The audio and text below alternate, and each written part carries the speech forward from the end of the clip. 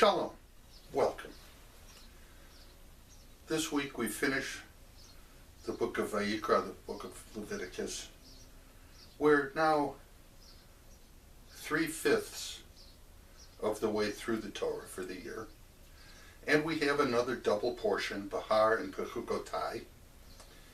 And in Bechukotay, the text talks about what happens when the people of Israel observe the mitzvot, and among the other things that it says is that God will provide rain in its season.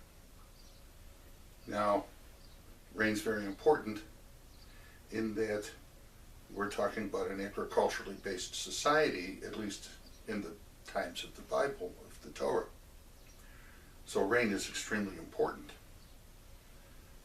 Well, there's a story that also talks about rain, and that's what links the story to the Torah portion. The story also talks about something else, perhaps even more important than God providing rain. But that's something I'll let you decide after you hear the story. So there was once a chassid who lived in the land of Israel, in Eretz Yisrael, and this chassid traveled to visit a relative of his, also his Rebbe, Shmuel of Lubavitch, in the White Russia area. And this was, 150 years ago that the story takes place. So he visited, and his Rebbe was also very interested in hearing about what was happening in Israel, the land of Israel at the time. Of course, we didn't have radio, telegraph. News was carried by word of mouth, by people traveling between the two areas. And during the discussion, the chassid brought up the fact that he didn't know why many of the books that he read indicated that the people who lived in Eretz Yisrael there were more people that had lofty souls. Because he'd never seen, he knew the people in Israel, and he'd never seen anybody with a more lofty soul. There weren't more people there than in other countries.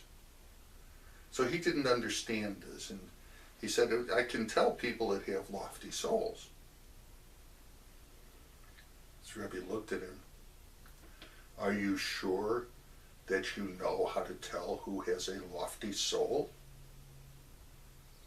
Let me tell you a story that I heard from my father, Reb Menachem Mendel of blessed memory.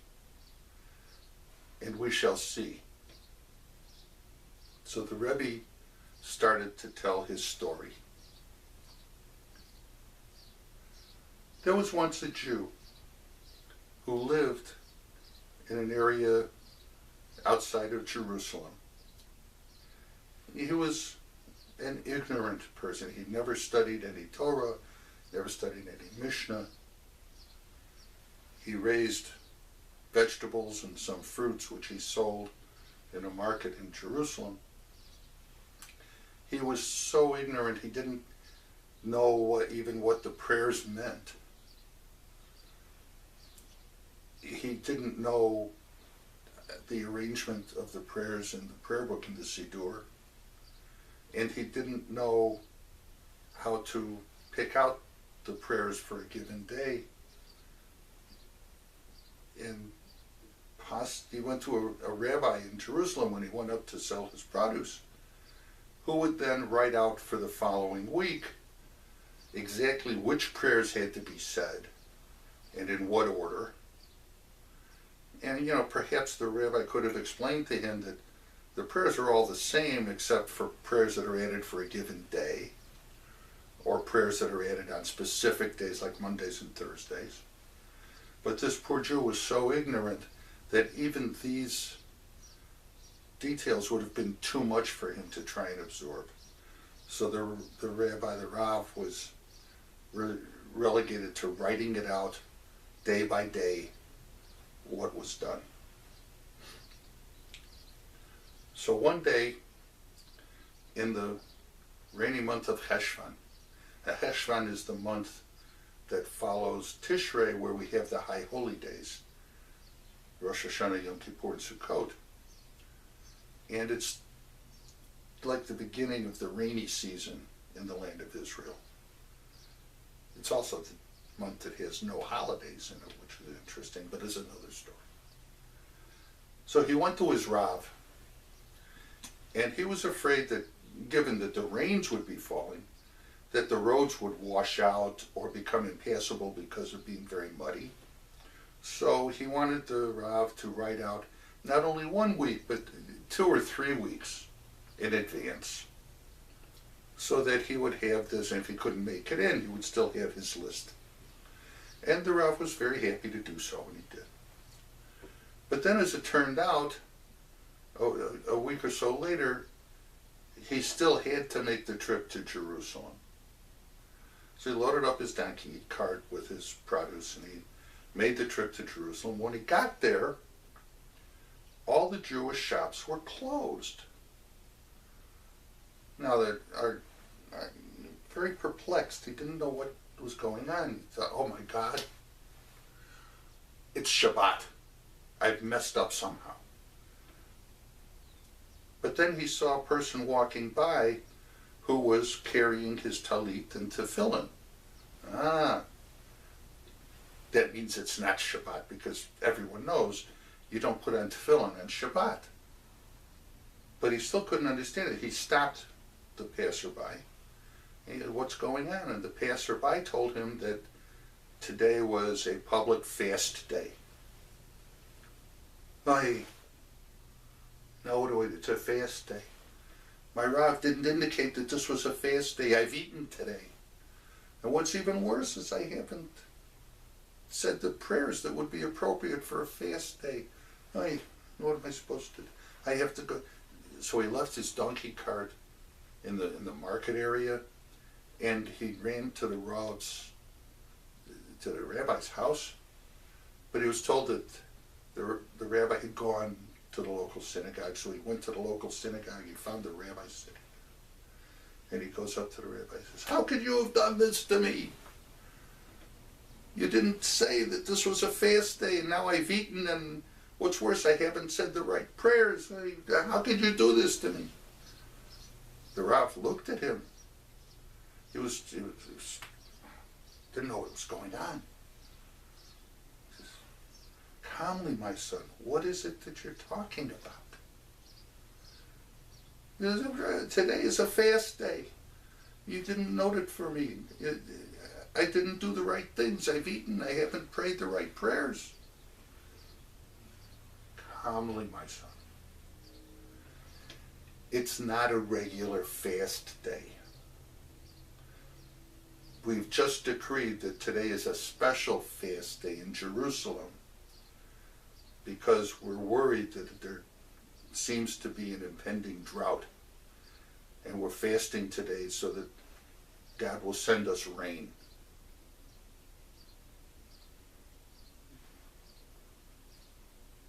The peasant looked at him.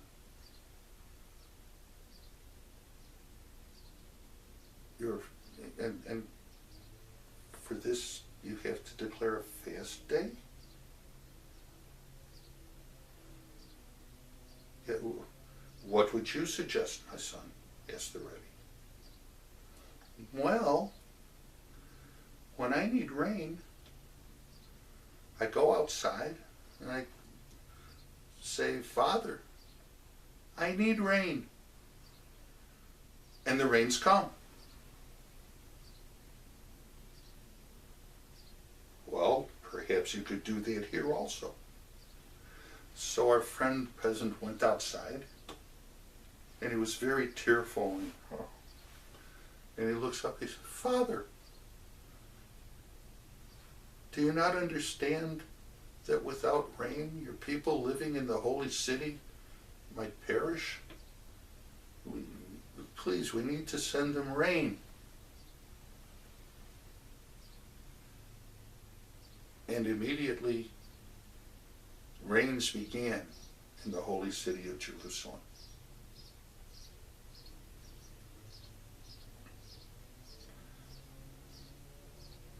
Reb Shmuel finished his story, and he looked at his chassid, and he said to him, "Are you sure you know how to tell who has a lofty soul?"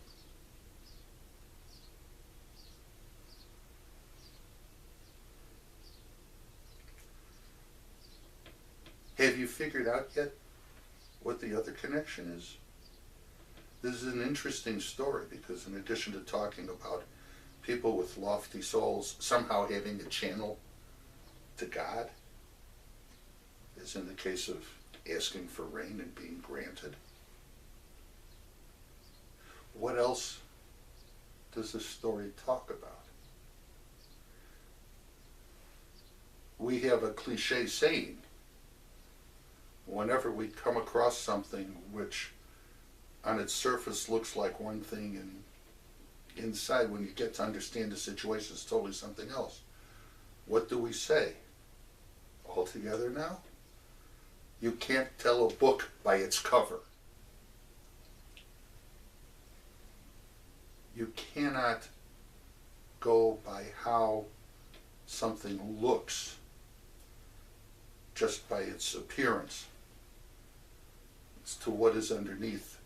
I'm reminded of a story that's used to train salesmen about two young people that went into a Mercedes-Benz dealership, and they were dressed in jeans, maybe a little ratty, and t-shirts, and the hair was a little unkempt.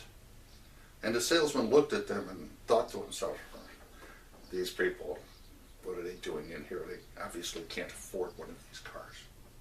So he kind of gave them the bum's rush and got them out.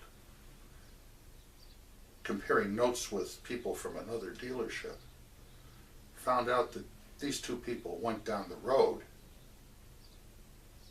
and were received well at another dealership where they bought not only one, but two cars and paid cash for them both. Who has a lofty soul? Can you tell by looking at them? Who is poor? Who is wealthy? The well-to-do could dress comfortably in ratty clothes that they're comfortable in, and the poor can dress in a nice suit because he wants to look good. You cannot tell. We should not judge others by their appearance and what they seem to be until we actually find out who they are and what they're all about. Now, you should have been able to come up with this link on your own, but if you haven't, here it is. Thank you. Shalom.